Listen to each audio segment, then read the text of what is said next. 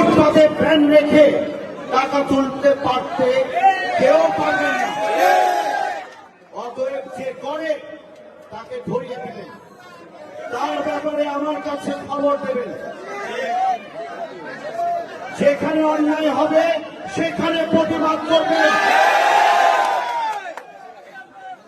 আমি ক্ষমতায় আসি নাই, আপনারা মনে করবেন না আজকে থেকে আপনারা ক্ষমতায় এসছেন।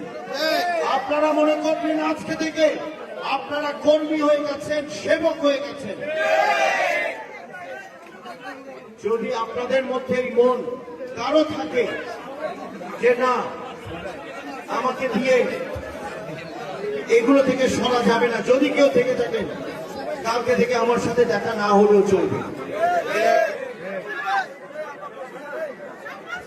আমার এই বক্তব্য আগামী 50 বছর যদি আমি বেঁচে থাকি আপনাদের মনের রেকর্ডে এটা বাঁচাবে।